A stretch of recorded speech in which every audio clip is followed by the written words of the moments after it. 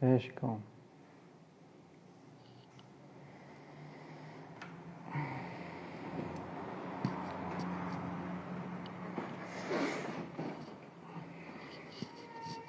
E aí, gente, boa noite. O pessoal já tá entrando aí.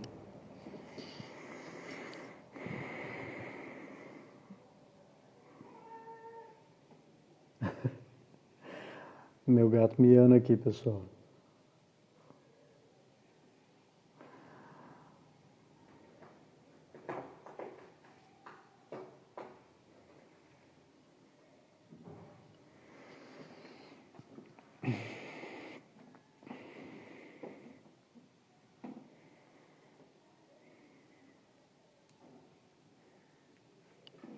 Dois minutinhos.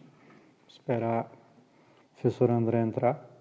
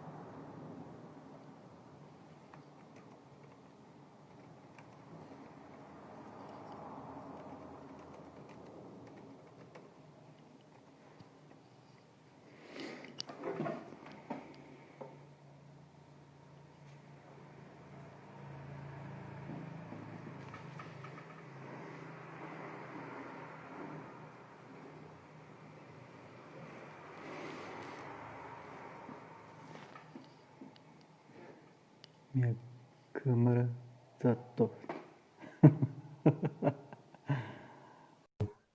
Vou tentar virar. Aí.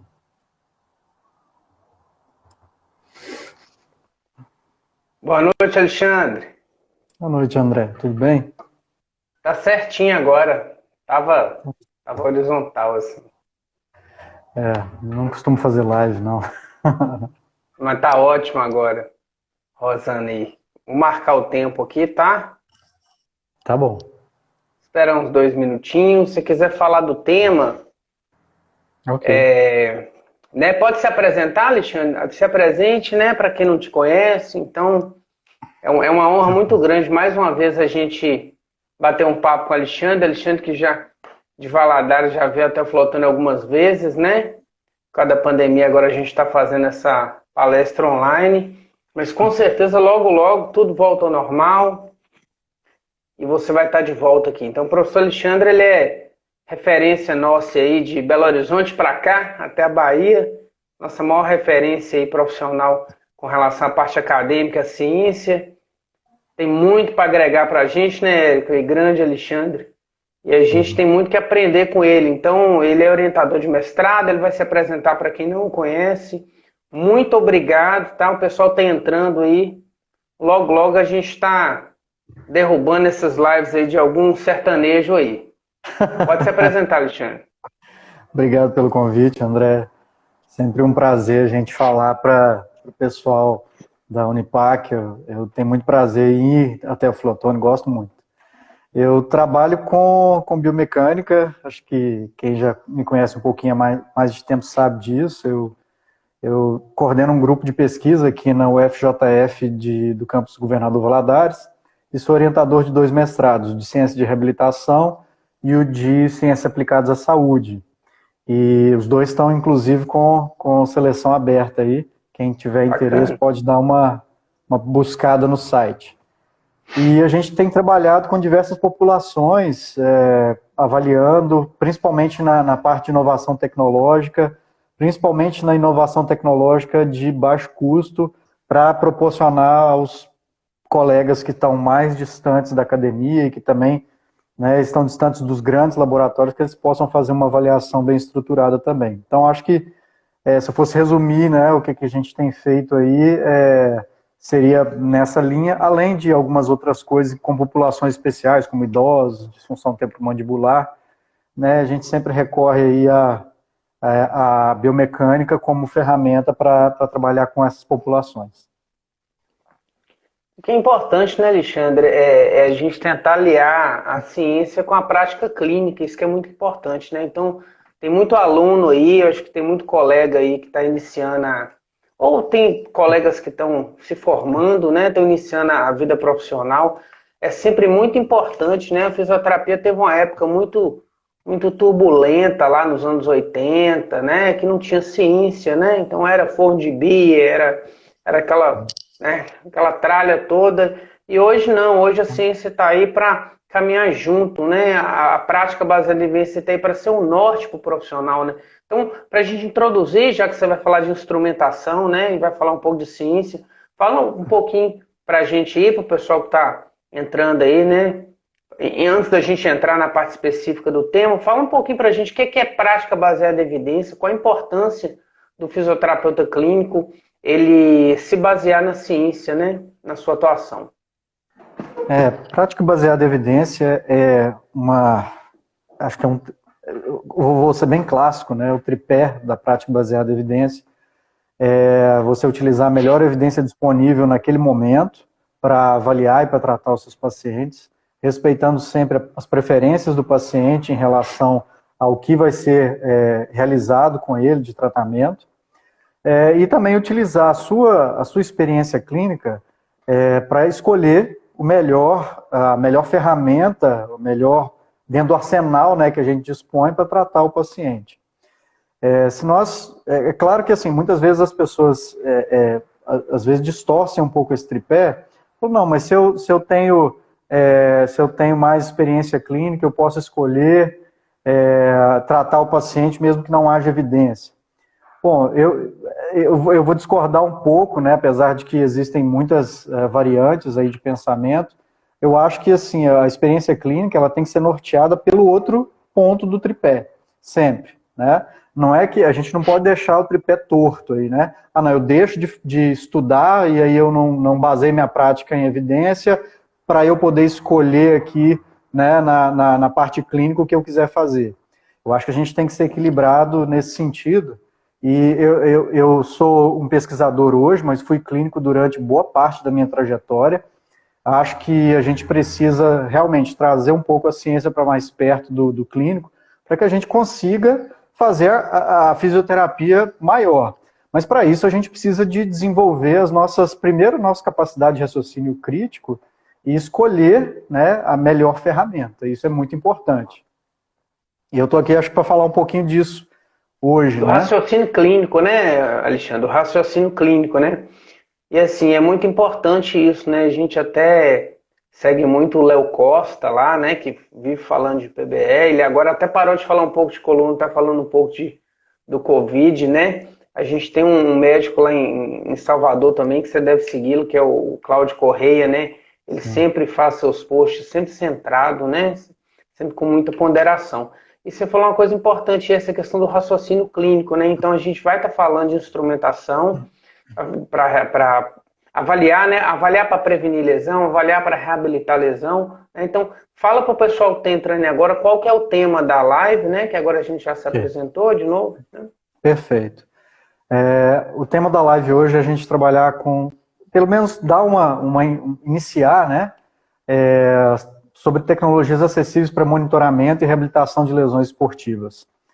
A gente tem avaliado aqui os clubes da cidade, avaliamos o VEC no ano passado, avaliamos também a base do Democrata, e também avaliamos um grupo de corrida, né, de fundistas. Boa parte deles aí são corredores de campeonatos aí, campeonato no Espírito Santo, aqui em Minas Gerais, Então, assim, dentro do que a gente tem disponível aqui na nossa região, a gente tem estudado um pouco sobre isso. Isso acabou me fazendo estudar, aprofundar um pouco mais sobre gestual esportivo, e essa é uma coisa que a gente precisa deixar muito clara, né? Que às vezes a gente quer extrapolar muito o conhecimento que é produzido através das pesquisas, mas a gente sempre precisa respeitar muito a especificidade de cada esporte. Então, se eu estou avaliando um indivíduo que é da luta, é uma especificidade dele. Nós temos que entender quais são as capacidades físicas que estão mais à tona ali para que a gente tenha uma avaliação mais centrada naquilo que ele precisa. E não ficar simplesmente repetindo conceitos, o que me preocupa bastante hoje, viu, André? Porque a gente tem, assim, simplesmente feito avaliações sem entender um pouco melhor quais são as necessidades mais específicas daquele atleta. E isso é muito importante. Recentemente, assim, né, 5 anos atrás, houve uma publicação no British Journal Sports Medicine, que é simplesmente o journal mais importante da nossa área hoje, né? Com fator de impacto, acho que hoje ele está em 11, 12, mais ou menos. Então, para a nossa área, é um journal muito importante. E esse journal publicou do grupo do professor Chad Cook e do professor Eric Régidos, duas revisões, na verdade, duas revisões sistemáticas sobre propriedades de mensuração e correlação com lesão, né? E aí ele fez uma divisão para joelho, outra para quadril e tornozelo. Falando um pouco mais de membro inferior, que é talvez o que eu tenha um pouco mais de experiência, né? Porque a gente trabalhou muito com futebol e corredores. E o mais que salta aos olhos, assim, que apareceu nas revisões sistemáticas foi a questão da confiabilidade dos testes que nós atualmente utilizamos, a falta de estudos sobre concordância dos testes com a lógica clínica, o funcional do paciente, e assim, a responsividade dos testes que eram muito, muito baixas. Então, assim, de tudo que a gente pôde perceber, então, isso aí a gente está falando de testes que a gente utiliza bastante, que salto, né, hop test, né, que a gente chama, salto de distância em 6 metros, que a gente cronometra o tempo, o salto triplo, né, salto vertical, alguns tipos de salto vertical especificamente, que não são nem preditores de lesão e não tem uma relação direta com o retorno do indivíduo à prática esportiva. Então, assim, a pergunta que a gente sempre tem se feito ao longo desses anos pesquisando nisso aí, é assim, o que nós estamos fazendo hoje de avaliação, e se essa avaliação, ela significa alguma coisa, tanto na progressão do tratamento do paciente, quanto na alta desse paciente. E o que a gente tem percebido, e isso não tem nenhuma ação minha, eu não publiquei esses artigos, o que a gente tem percebido é que, apesar de nós termos um arsenal de testes, nenhum deles individualmente, e às vezes nem coletivamente, eles são interessantes para a gente monitorar a melhora desse atleta ao longo do tempo na reabilitação. Então, isso é no mínimo preocupante, né? No mínimo preocupante. A gente fica muito, assim, tenso com isso. Ou seja, o que nós estamos fazendo, né, com os nossos atletas aí na reabilitação? Uma das coisas que indica, né, esse caminho para a gente que não tem sido tão interessante é a quantidade de recidivas que nós encontramos, né, afora lesões traumáticas, que essas não são previsíveis, mas aquelas lesões não traumáticas dentro do esporte e de indivíduos que tiveram já lesões anteriores, seja de joelho, tornozelo, quadril, não importa. É muito alta. Então, alguma coisa a gente está fazendo de errado. Sim, pois não. Já que você citou isso, é interessante, né, assim, porque tem a questão da lesão, tem os fatores intrínsecos, né, que não tem como a gente mudar, né? Aliás, desculpa, que tem como a gente mudar, outros não, né? E tem os fatores extrínsecos, o que você comentou aí do jogo, né, da posição do cara lá, então é importante conhecer o esporte. Mas puxando um gancho aí, o que a gente tem de mais de evidência hoje para prevenção? né? Flexibilidade, força, equilíbrio, propriocepção. O que realmente a ciência fala de prevenção de lesão? O que a gente tem de... que a ciência já bateu o martelo ou ainda não há consenso sobre isso? Não há consenso sobre isso. O que a gente, pelo menos da maioria, é muito amplo isso aí, essa pergunta é muito ampla.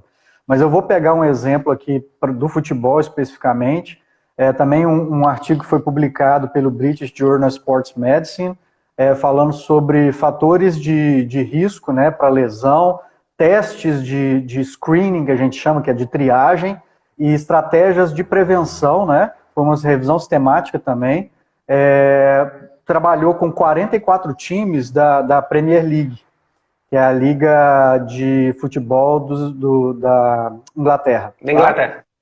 Isso. Então, eles começaram a fazer um approach, né, a respeito de quais eram os principais fatores de risco, e eles encontraram, assim, as 3 top respostas foi injúria, lesão prévia, fadiga e desequilíbrio muscular. Eles encontraram esses 3. Dos testes funcionais de screening, que eles chamam, que é de triagem, eles encontraram o teste de movimento funcional, questionários e fazer a prova de força com o isocinético. E a respeito de trabalhos preventivos, eles encontraram basicamente exercícios excêntricos, propriocepção e equilíbrio, e exercícios excêntricos de hamstrings, isquiotibiais. O grande problema com isso foi que, assim, o nível de evidência encontrado suportando tudo isso, tanto os fatores de risco, quanto os testes de screening, quanto os exercícios de prevenção, foi muito baixo. Então, assim, o grau de recomendação chegava a C e D, que é um grau de recomendação extremamente baixo para o que a gente entende como uma boa evidência, sabe?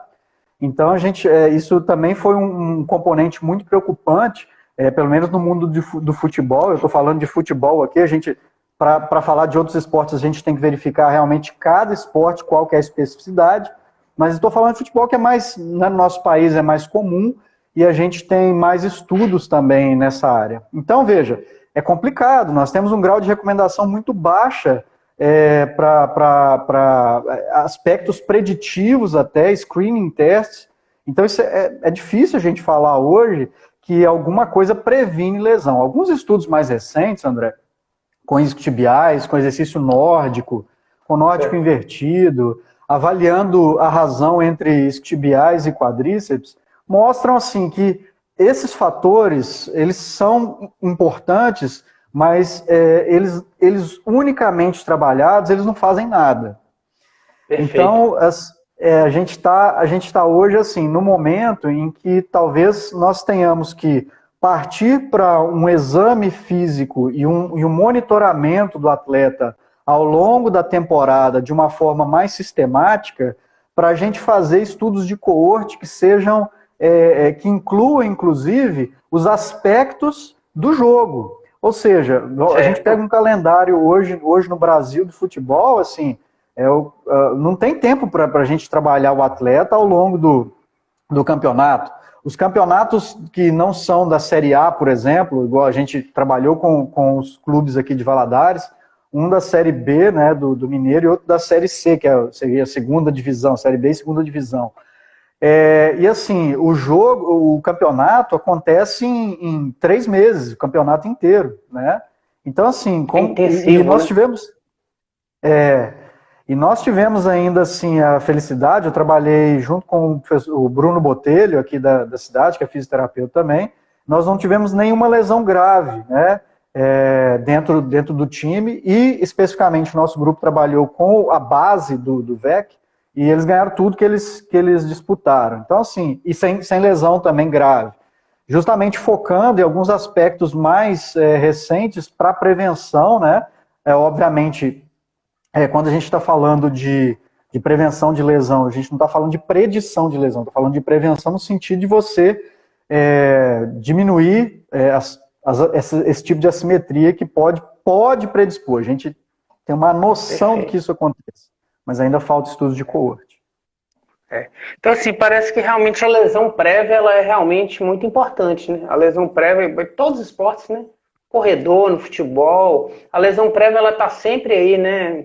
Associada com esse risco maior. E parece que de tudo que você falou, o fortalecimento ele está em todas, né, Alexandre? Então, o fortalecimento ele tem todas as fases aí, né? Importantíssimo, né? Por isso que é importante a gente saber avaliar a força, né? Então, daí essa importância da gente mensurar quantitativamente a força, né? Avaliar para prevenir, avaliar para tratar, avaliar para você prevenir essas recidivas, né? Acho que você falou coisa importante isso aí. Alexandre, você falou do esporte, é interessante, né? Eu lembro que eu fiz uma pós-graduação com um colega de BH, chama Otávio, ele só trabalha com tênis. É impressionante, então já tem mais de 20 anos que ele trabalha só com tênis. Então, ele filma os caras, ele conhece o gesto, ele conhece a técnica, né? Então tem algo mais, né? E parece que isso é uma tendência, né? Alguns fisioterapeutas eles vão para um esporte só, né? Então vai trabalhar com vôlei, vai trabalhar com tênis, vai trabalhar com luta, né? Agora, uma coisa interessante que você falou me fez lembrar, eu estudo muito CrossFit, né? Eu gosto, sou praticante. Voltei agora, porque agora voltou tudo, né? Mas assim, o CrossFit tem uma coisa interessante, eu não sei se você já percebeu isso aí, até mesmo nas suas pesquisas. O praticante de CrossFit, na maioria das vezes, ele não é praticante só de CrossFit. Ele faz N coisas. Ele usa o CrossFit como um método de treinamento e não como um esporte. Ele faz musculação, ele corre, faz jiu-jitsu e faz cross.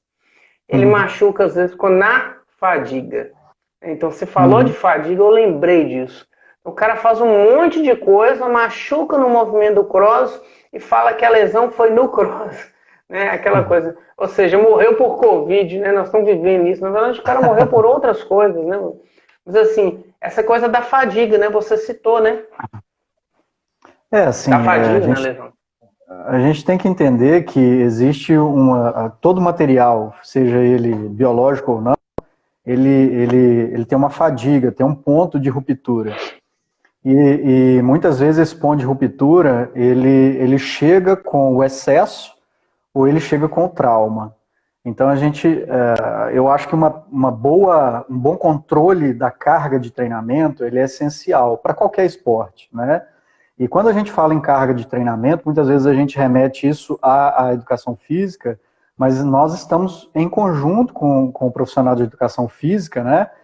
Para que a gente consiga avaliar algumas capacidades físicas-chave que são específicas para aquele esporte, como você disse.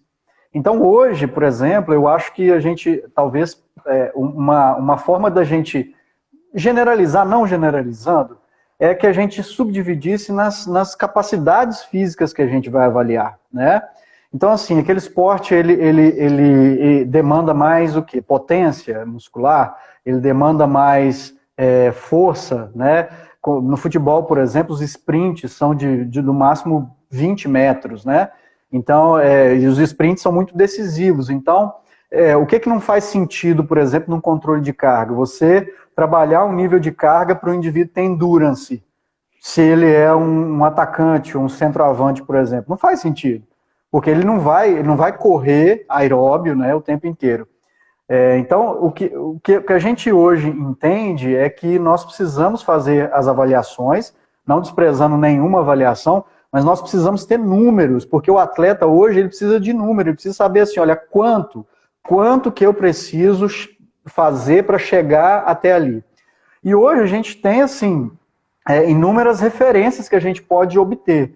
Se a gente olha, por exemplo, né, quem teve a oportunidade de ver a final da Champions League, por exemplo, a semifinal, o gol que o Marquinhos, jogador do PSG, fez. Ele saltou e deu uma cabeceada. Ele saltou aproximadamente 50 centímetros acima do zagueiro. Então, você veja, a potência muscular nesse caso, ela foi determinante, ela não foi nenhuma propriedade utilizada para chegar ao desfecho. O saldo que ele deu já foi o desfecho em si. Porque se ele não tivesse alcançado a bola a mais de 2 metros de altura, ele não teria cabeceado e feito gol. Então, veja, que às vezes a capacidade física que a gente quer desenvolver e que a gente precisa avaliar e monitorar, ela já é unicamente o desfecho que a gente precisa no esporte. E esporte é isso, esporte no caso do futebol é fazer gol, no caso do tênis é jogar, né, fazer o ponto, ganhar o set. Então, é competição, então nós precisamos entender isso. E para que eu chegue à carga ótima, digamos assim, de treinamento desse atleta, eu preciso ter uma avaliação estruturada. E uma avaliação não só de olhar, mas que me forneça números. Né? Eu preciso saber, olha, como é que está a força desse indivíduo, como é que está a potência desse indivíduo, senão eu não saio do lugar. Aí a gente entra na questão da instrumentação, né, Alexandre? Porque muita gente acha que para avaliar um paciente você tem que ter um isocinético, custa $100 mil, né? Você tem que ter aparelhos realmente que só tem lá em grandes centros, né, em grandes clubes, e você pode ter uma instrumentação de baixo custo que vai te ajudar muito, né? Inclusive, você comentou do rope test, a gente estava dando aula de reabilitação de ligamento cruzado essa semana, né? E a gente comentou do rope test, como que é fácil você fazer aqueles critérios de retorno, né? Como que é fácil você mensurar o rope test? Você vai medir ali com a fita métrica. Então tem muita coisa que você faz com a fita métrica, muita coisa que você faz com o relógio contando tempo, tem muita coisa que você usa, né, uma balança de feira, né, da mesma situação. Então eu queria que você começasse a introduzir para a gente isso, que não tem essa necessidade da gente ter, logicamente, se você tiver acesso, né, mas você pode ter a um custo baixo, né, com excelente custo-benefício, instrumentos que vão te ajudar muito na avaliação, no tratamento, no atleta, né? Porque quando a gente fala atleta, Alexandre, o pessoal às vezes acha que atleta é aquele cara que está na TV, né?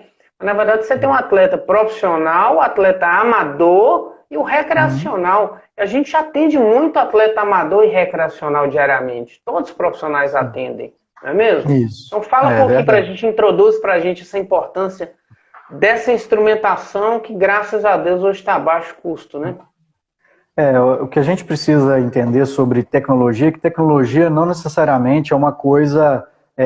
a gente lembra de tecnologia, a gente imagina um robô, ou imagina alguma coisa assim, extremamente cara, ou extremamente, como é que eu posso dizer, sofisticada, né, em termos de tecnologia, que eu precisaria ter um mega computador, que eu precisaria ter uma ferramenta que, como você disse, um isocinético hoje, nossa, mas custa $100 mil, né? Como é que eu vou trabalhar com isso? Eu não tenho condição de ter. Então, veja bem, tecnologia, como você falou, é qualquer coisa que a gente aplique, né, para que a gente obtenha uma medida objetiva. Isso uma fita métrica pode ser uma tecnologia, um goniômetro pode ser uma tecnologia, apesar de que hoje nós temos outras tecnologias que podem nos favorecer. Quando a gente fala, por exemplo, de trabalho de força, a gente está falando em mensurar força. Muitas vezes, se a gente for pegar pelo padrão ouro, a gente vai pegar o isocinético. Mas a gente tem alguns artigos já demonstrando que alguns instrumentos que utilizam célula de carga e o strain gauge, que é um sensor de deformação, para mensurar a força, eles são também confiáveis, a força isométrica nesse caso. Às vezes as pessoas ficam meio assim, mas como é que eu vou utilizar a força isométrica, né, como um parâmetro de monitoramento do meu paciente? A força isométrica, ela se correlaciona bem a alguns medidas de prescrição, principalmente de força. Então, é interessante que a gente utilize, né, mesmo que não seja o ideal, a gente pode fazer outros screening testes funcionais, mas a força isométrica ela é importante porque ela vai demonstrar para você como é que a resposta, principalmente de ativação dos músculos como um todo naquele movimento, elas estão acontecendo. E para isso a gente pode utilizar, como eu já disse, células de carga. Uma célula de carga em nível laboratorial ela vai custar hoje em torno de R$4, R$5 mil, fora o conversor analógico digital que você precisa ter. E a gente validou recentemente, está publicado o artigo no Journal Sports Rehabilitation, uma célula de carga de baixo custo, um dinamômetro de baixo custo. E mais recentemente ainda a gente adaptou esse dinamômetro, que é esse aqui que a gente fez. Ó. Então, o dinamômetro que a gente utiliza para avaliar a força muscular do indivíduo. Vamos lá. Eu ligo ele aqui. Então, ligo o visor retroiluminado. você vai ver que se eu fizer a compressão aqui, ó, ele vai me dar quantos quilos eu estou pressionando aqui. Se eu utilizar isso aqui de uma forma, né, isso aqui foi desenvolvido para ter uma pegada mais anatômica aqui. Então, se eu faço aqui, faço a força, e eu vou travar aqui no botão de tarar, né, eu consigo verificar quanto de carga eu coloquei aqui em quilogramas para avaliar o meu paciente. Bom, a pergunta sempre eu posso fazer isso com esse equipamento? Bom, com esse aqui você pode. A gente fez tanto para membro superior e agora tem um outro trabalho de um aluno de mestrado nosso, com 2 alunos de mestrado, aliás, perdão, com membros inferiores. Então, ele é válido tanto para trabalhar com membro superior quanto para membro inferior. Então, e as medidas são extremamente próximas, é 0,99, sendo que o máximo é 1 de concordância. 0,99 com célula de carga em nível laboratorial. E já foi testado também com isocinético. Isso quer dizer o quê?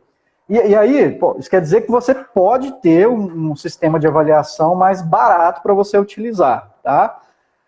Hoje, um dinamômetro de mão que na literatura existem controvérsias sobre a validade dele, ele vai estar em torno de 8 a 9 mil reais. Você pensa, você vai pagar 9... Para a realidade do fisioterapeuta no Brasil, ainda é um investimento muito alto, né? Sim. E um equipamento como esse, a gente está começando a trabalhar, né, comercialização dele. Sigam aí no @dinamometria. Não foi lançado comercialmente, é a primeira vez que eu estou mostrando isso para alguém, né, fora do nosso círculo aqui de trabalho. Eu sou consultor da empresa e a gente deve comercializar ele na faixa de R$700 aproximadamente. Então, você vê, é possível que você tenha ótimo custo-benefício, né? Baixo custo. E assim, você não quer, né, mas eu não quero trabalhar com a resposta isométrica, eu queria trabalhar com uma resposta dinâmica. Hoje existem tabelas que se você faz o controle da velocidade, por exemplo, numa cadeira extensora, por exemplo, eu quero avaliar isocineticamente, né? Você controla a velocidade e a carga, e o pessoal da UFMG desenvolveu uma tabela onde você consegue converter isso para um valor de próximo ao isocinético. Então, existem ainda opções que nós podemos sacar do nosso trabalho para que você mimetize o que é o padrão ouro hoje, tá? Então, você pode tanto avaliar estaticamente, que já é muito bom, o mais importante é você ter uma medida. E você vai casar isso com outras medidas. Você pode fazer esse teste aí, converter para isocinético, faz uma perimetria para verificar como é que está a hipertrofia que você está trabalhando, não é assim? Então, André, a gente tem muitas opções hoje, o que é sensacional. O colega comentou... Sim, perdão. Sensacional. O colega comentou ali, Alexandre, que vai querer um, eu também, viu? Então, na hora que começar aí, você põe a gente na fila do desconto, principalmente, porque eu tô com esse aqui, ó, mas esse aqui é de 50 quilos, mas está me ajudando muito para superior, que antigamente eu usava muito com o próprio esfigmomanômetro, né? Ou seja, usando aquela questão do pós-operatório, por exemplo, né, de ombro, você vai lá no esfigmo e faz aquela medida quantitativa. Exatamente. O esfigmo, a gente aí, até tá? validou, né, tem um artigo nosso na Human Movement, também publicado, validando o esfigmo para membro superior, para ombro também. O problema do esfigmo é a conversão, né? Porque você mede em milímetros de mercúrio, você teria que converter para quilograma, e fica meio ruim assim para trabalhar com ele. E aí hoje eu prefiro trabalhar com alguma coisa que já me dê, eu acho que a praticidade também é importante, sabe, André? Praticidade, né? Se você precisa de um equipamento, né, e você precisa, igual o isocinético, ele é excelente, massa, só que para você fazer o preset dele, até amarrar o paciente na cadeira, colocar tudo, você gasta pelo menos uns 30 minutos.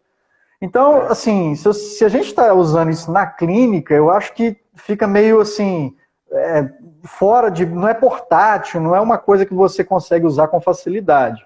Hoje eu prefiro ter equipamentos que sejam fáceis de manusear, que me dê a resposta logo, que eu faça o exame e eu veja ali a resposta, porque aí eu consigo já, no meu raciocínio, falar, olha, meu paciente está desse jeito, se eu fizer a implementação, eu tenho uma carga ali, e eu consigo traçar uma curva de carga ótima, por exemplo, nesse paciente. sabe?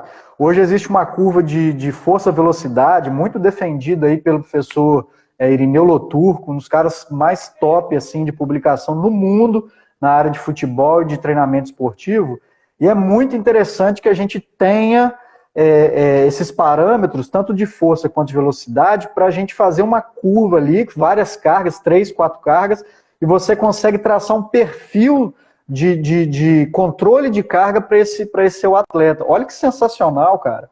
Então, se eu tenho seu 3 cargas diferentes... que é fera nisso, né, gente? Seu irmão também que é estudioso nessa área, né? O Augusto, ele é do Comitê Paralímpico e é biomecânico lá de alguns clubes, né?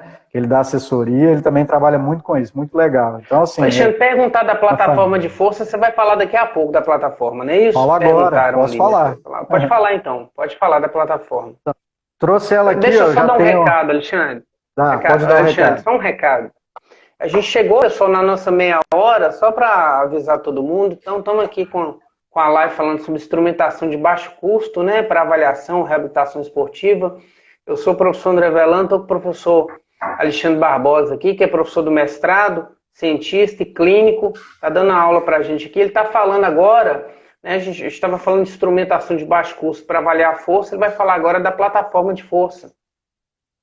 Pode falar. Essa coisinha aqui, ela parece meio grande, mas é porque a minha câmera está tá atrapalhando, é muito pequenininha aqui, né? Essa é a plataforma Wii. Vou tampar a minha também. Aí, ó. Show de bola. Essa plataforma Wii, isso. Essa plataforma Wii, gente, ela foi inicialmente concebida como um brinquedo. Ela faz parte do Wii, aquele videogame, né? Só que ela tem um mecanismo de conexão Bluetooth. E aí é possível que a gente conecte essa plataforma no nosso computador via Bluetooth. E existem programas específicos que fazem a conversão do sinal disso aqui para que você consiga avaliar, por exemplo, desequilíbrio anteroposterior, médio-lateral, e aí eu já vou jogar para o atleta. Só um pouquinho, como é que ela funciona? Cada corner desse aqui, cada ponto dela aqui, ó, você tem uma célula de carga. E você tem um conversor, né, que junta os sinais dessa célula de carga e vai transmitir isso para o computador. Então, se eu jogo meu peso um pouco mais para frente, as células de carga que estão na frente vão captar essa força que eu joguei. Se eu jogo mais para o lado, aí as células de carga do lado de cá vão captar. Então, com essa diferença de desequilíbrio, se eu tiver um desequilíbrio, por exemplo, monopodal, agora vamos imaginar um atleta que ele sofreu um entorse de tornozelo, né? E eu coloco ele monopodal em cima dessa plataforma e eu estou vendo ali o desequilíbrio anteroposterior e médio-lateral dele. Já tem artigos demonstrando que, assim, quando você tem esse entorse, o desequilíbrio médio-lateral ele é muito proeminente nesses atletas. Então, o entorse de tornozelo, você vai ver uma oscilação muito grande médio-lateral no pós, né, de entorse de tornozelo, e inclusive no pós-tardio, porque a gente pensa que é só o cara torceu hoje, eu vou ver no agudo. Não. Isso permanece durante alguns meses com o paciente que sofreu entorse. Se eu tenho, por exemplo, né, Alexandre? Tem estabilidade crônica, né? Muito atleta não ele passa aquela fase de 2, que é a fase mais importante, é aquela fase de propriocepção, de pliometria, ele não faz, né? Acontece isso muito. Exatamente. E assim, complementando, já que a gente está falando sobre entorse, né? Outro artigo aí da British Journal of Sports Medicine, com a revisão sistemática e meta-análise, falou exatamente sobre isso, sobre a importância da gente avaliar torque, de força de inversores, principalmente. Não há relação das sequelas ou da limitação funcional com torque excêntrico de dorsiflexoras. A gente sempre pensava no tibial anterior e ficava ali angustiado por não conseguir avaliar torque excêntrico. Não precisa. Então relaxa, né? Avalia apenas a força que você já está de bom tamanho. Aí a gente fala de força não, a gente fala de torque, né? Que seria a medida que eu tenho aqui em quilogramas, e eu tenho a distância ali do maléolo até a ponta do pé, que seria o eixo. Então eu faço quilogramas por centímetro, no caso, se eu posso também converter para Newton, para metro, aí fica em Newton metro, que é a medida ideal, tá? Então você tem a possibilidade de avaliar o torque desses músculos aí. E uma coisa interessante, muito interessante que surgiu nessa meta-análise foi o seguinte, que o torque concêntrico de extensores de joelho também está associado com isso. Então, olha para você ver, existe uma relação de desequilíbrio médio-lateral de tornozelo, uma relação de fraqueza do torque dos extensores, que aí você pode avaliar com o equipamento, e torque concêntrico dos flexores, e também existem indícios de que, por exemplo, pacientes com lesão de LCA, por exemplo, um pós-LCA, também vão apresentar instabilidade postural de equilíbrio. Então, na plataforma de força, a hora que você coloca o paciente monopodal e avalia o membro que está lesionado e o membro que não está lesionado, o membro que está lesionado vai oscilar mais vezes. E o software que a gente usa é muito legal, porque ele me dá um gráfico colorido, mostrando assim, as frequências de oscilação. Então, se o indivíduo ele oscila com mais frequência, quer dizer que ele tá tremendo, entre aspas, aí mais, né, quando ele está em monopodal. E essa oscilação médio-lateral aumentada, ela é detectada pelo equipamento. Então, ele vai te dividir em frequências moderadas, frequências baixas, muito baixas e ultra baixas. O normal para um indivíduo que não tem entorse, não tem a lesão de joelho, é ele não ter uma concentração muito alta nas frequências moderadas. Ele ficar a oscilação nas frequências mais baixas, ou seja, ele oscila, mas só um pouquinho. Mas quando ele começa a oscilar muito, entra nas frequências moderadas, isso já é um indicativo de lesão, né? Ele já vem, inclusive se você, por exemplo, o paciente vem, você coloca ele em cima da plataforma sem saber o que ele tem, e ele apresentar essa oscilação maior de frequência moderada, você já pode falar, você teve uma lesão ou de joelho de tornozelo, não foi? Então o paciente vai falar, você está adivinhando? Não estou adivinhando. Eu estou vendo aqui no exame que está acontecendo algum problema. E o mais interessante, André, é que as sequelas que ficam com isso aí, elas também são detectáveis, como você falou. E aí eu consigo focar o tratamento naquele momento onde o meu paciente precisa mais de um treino, talvez pliométrico, por exemplo, né? Para que ele volte à prática esportiva dele com mais segurança. Quer dizer que ele não vai lesionar? Não, não quer dizer que ele vai lesionar, mas eu estou fazendo de tudo dentro daquele entendimento que a gente tem de simetria, de equilíbrio, para que esse paciente que está retornando ao esporte, ele retorne com a maior segurança possível. É um bom preditor? A gente não sabe ainda, tá? Como as revisões temáticas e meta-análises estão falando, a gente precisa de muito mais estudos com uma qualidade metodológica muito maior para a gente falar em predição ou falar em segurança, até de retorno ao esporte, para ser bem sincero. Então, dentro daquilo que a gente tem hoje, sim, você quer perguntar? Não, que é interessante, Alexandre, que você está falando de um videogame, né? Então, você está falando de gráficos e tal, o pessoal deve estar pensando, isso é muito caro um aparelho desse. Então, quanto que custa uma plataforma dessa ali? Você achar para comprar agora, né, Alexandre? Eu comprei a última. Acha ainda. Acha no Mercado Livre. 200, 300 reais, né?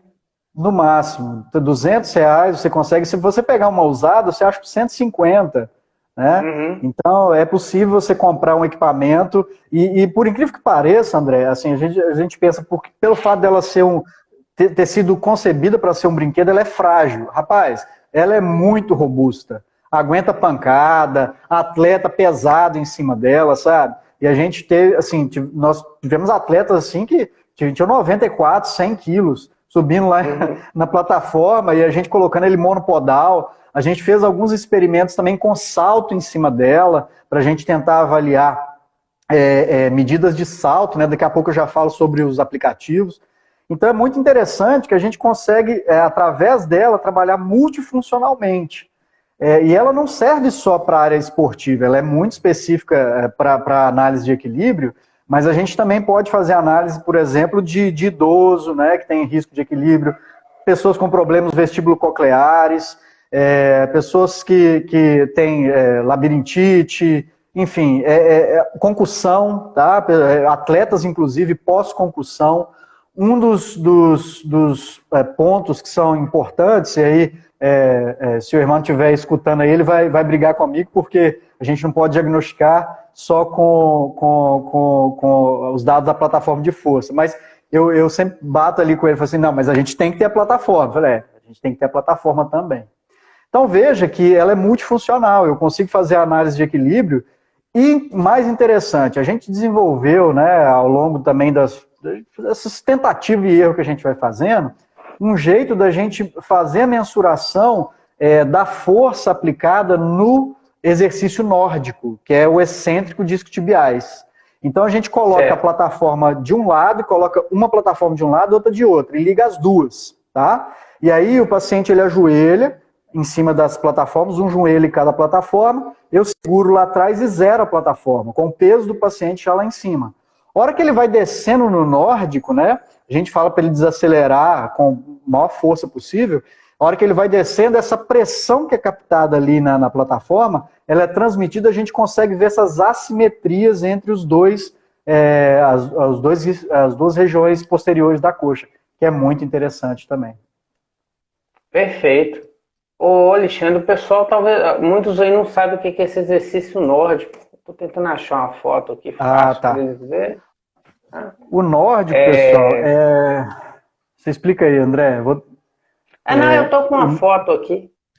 Ah, tá. Então mostra aí pra gente. Deixa eu mostrar uma foto aqui para eles. Na verdade, eu tô na internet, né? Porque aí eu mostro pra eles aqui, ó. O nórdico é esse exercício aí, pessoal, né? A pessoa ajoelha lá, né? E faz o excêntrico do isquiotibiais. É um exercício importante, tem sido muito estudado, inclusive, para prevenir lesão de isquiotibiais em jogadores, né, Alexandre? Eles tinham anteriormente pensado em predição, então eles estavam falando sobre assim, a capacidade de executar o nórdico como exercício preditivo. Isso não se confirmou muito, mas existem alguns estudos mostrando que a inclusão do nórdico ele reduz muito prospectivamente o índice de lesões nos atletas. Então, quer dizer, mesmo que ele não seja um preditor, né, um indicativo de predição, é interessante a gente utilizar durante o processo de reabilitação com os atletas esse tipo de exercício, porque ele lá na frente ele vai fazer diferença para o paciente. É a mesma coisa da gente falar do exercício de força de quadril, né? A gente discutia muito sobre, será que a força no quadril ela é preditiva de lesão? O cara que tem, por exemplo, valgo dinâmico, ele vai ter mais ou menos lesão, isso não se confirmou também. Então não é preditivo. Mas a gente achou, né? Existem estudos mostrando que a inclusão do fortalecimento da musculatura de quadril ela é fundamental para a diminuição prospectiva de lesões, de recidiva de lesões nos atletas, né? Então é importante, mesmo que a gente não tenha um bom valor preditivo, né, de alguns exercícios ou de alguns testes que a gente faz, é importante a gente olhar a literatura também, como é que essa integração com outros exercícios ela funciona. Porque o corpo da gente não é uma coisa, não é só um quadril, não é só uma rotação externa. Então a gente precisa ter uma visão um pouco mais ampla, né, da reabilitação do atleta para que a coisa funcione bem. De novo, tem um conceito do Vai, né, de interdependência regional, né? Nosso corpo funciona como um bloco, né? Então essa questão do quadril para membro inferior, né? E não só o quadril, né? Então você está no joelho, você tem que olhar pé também, pé e quadril, né? Isso vai valer para ombro, né? Também, né? De você observar também a questão do core, do quadril, quando você vai observar ombro, né? Isso que é importante a pessoa conhecer o atleta, conhecer o esporte do atleta, né, Alexandre? É muito interessante isso, verdade, né? Você conhecer o esporte do atleta, porque aí fica mais específico, né? A gente estava fazendo uma análise biomecânica um tempo atrás aí com câmeras infravermelhas. A gente analisou atletas de vôlei, sabe? A gente viu atletas de vôlei. Então, o quanto, e aí junto com a eletromiografia, o quanto que existe um trabalho, né, de cadeia nesse caso aí. Eu estou falando cadeia assim, por favor, não me entendam mal, eu não sou fã de RPG, nem de nenhum princípio de cadeias, não. Eu estou falando de interligação, né? Que isso que o André falou. Então, se, por exemplo, o cara vai dar uma cortada, por exemplo, ele precisa de uma explosão, uma potência de tronco muito grande, para que na hora do movimento acontecer, ele consiga dispor a maior quantidade de energia possível para que ele consiga bater na bola. Então, veja, são ações que são complementares. Ele tem que saltar, ele tem que usar de potência de membros inferiores para alcançar o ponto mais alto que ele conseguir, nesse momento do ponto mais alto, ele tem que estar com a musculatura com uma rigidez prévia já aumentada, porque a musculatura ela tem que estar estabilizando tudo, para que na hora que ele fizer o movimento não aconteça só com o ombro, mas aconteça com toda a cadeia cruzada, para que ele execute melhor, né, e tenha sucesso aí para fazer o ponto, por exemplo. Isso acontece também em chute de futebol. Então, assim, é importante que a gente entenda que o atleta ele é um conjunto, ele não é um joelho, não é um quadril, que muitas vezes chega na reabilitação a gente começa a separar essas coisas, né? E a gente não pode fazer isso, a gente tem que fazer a avaliação como um todo.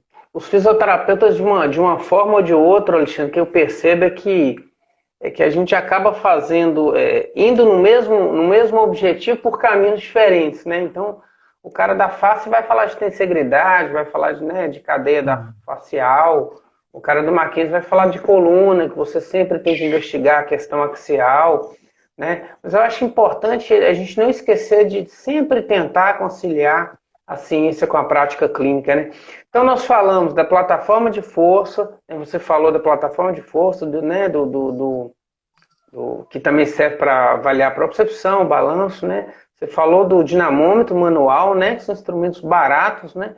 E tem outra questão que é a dor, né, Alexandre? Então, assim, o nosso paciente, a principal queixa, né, em ortopedia e esportes é a dor, né? Então o cara pode estar ali com o joelho de todo tamanho, mas ele procura a gente mesmo quando está com dor, né? Então, a gente quantifica a dor, Alexandre, é difícil falar de dor, né? Não é fácil, né? A gente pode quantificar isso. Existem formas da gente avaliar melhor a dor, que não seja só por aquela escala de 0 a 10, né? Que logicamente ela tem sua função. Fala um pouquinho pra gente sobre a dor agora.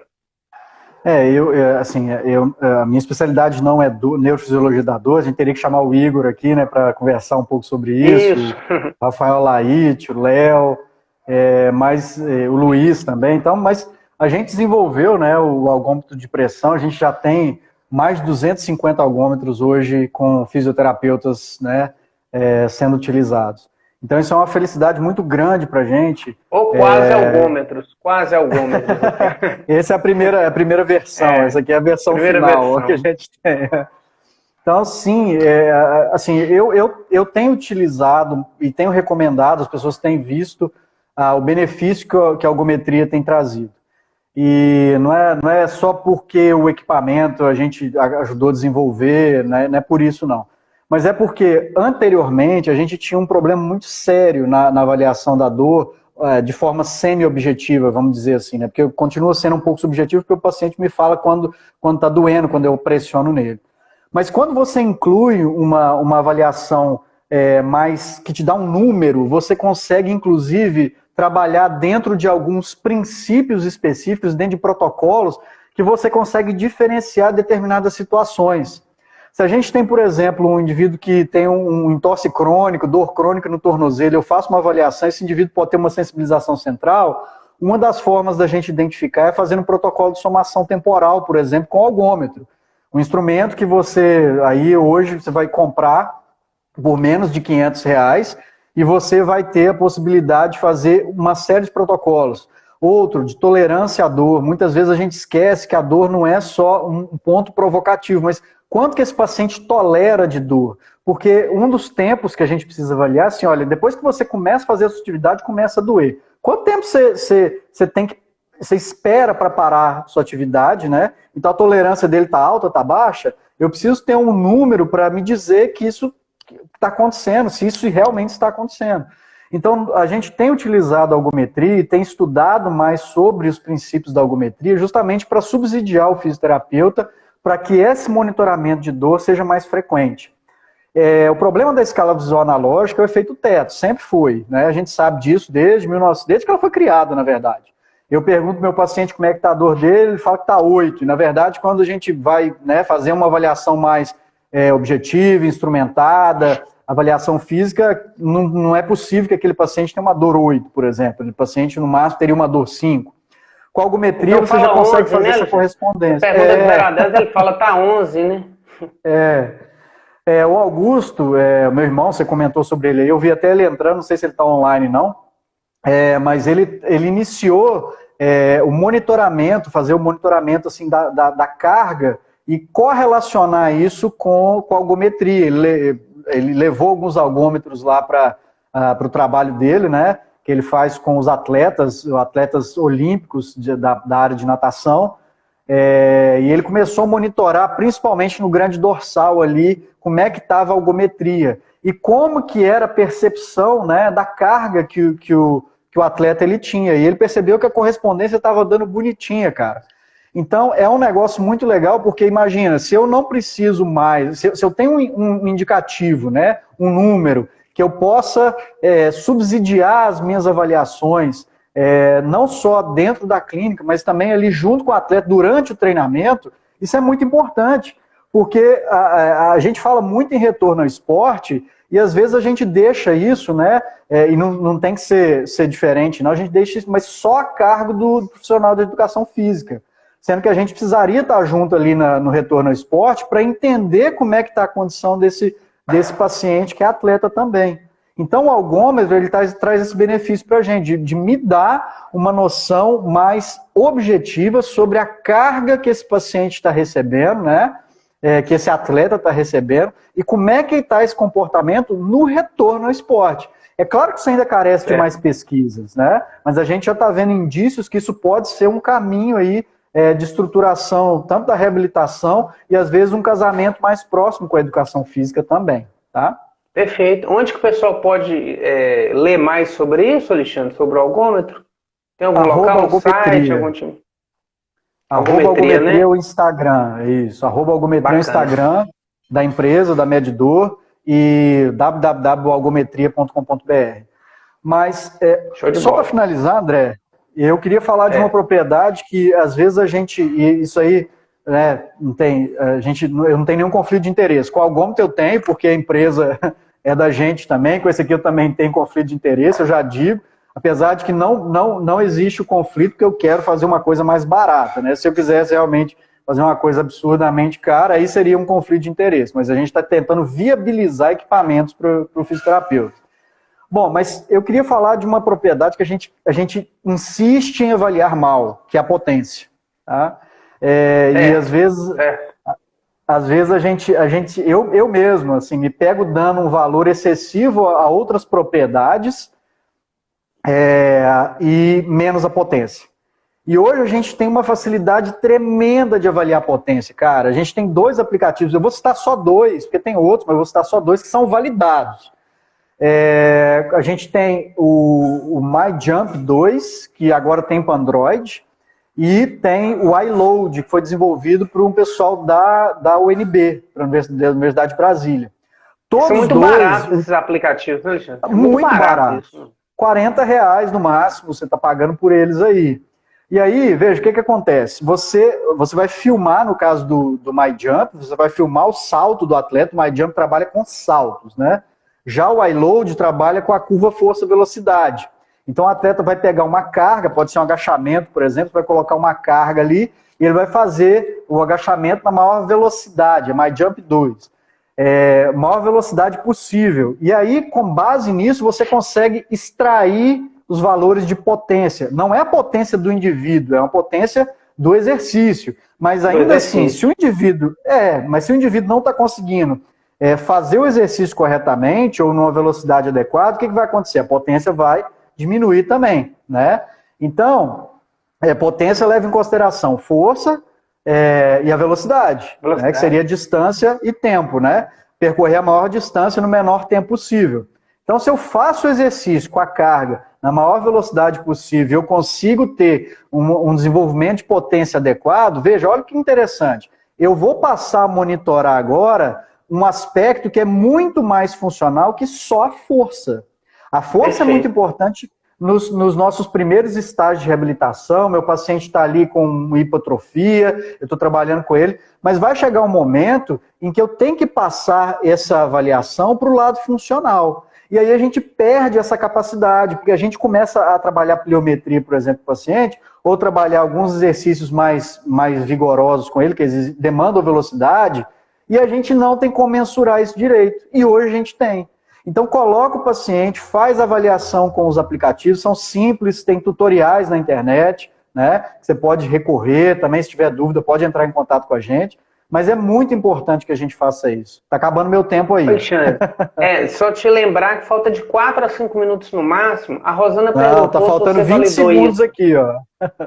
Não. Tá faltando 20 segundos só. Você porque eu entrei antes, André. Aqui na hora que eu entrei.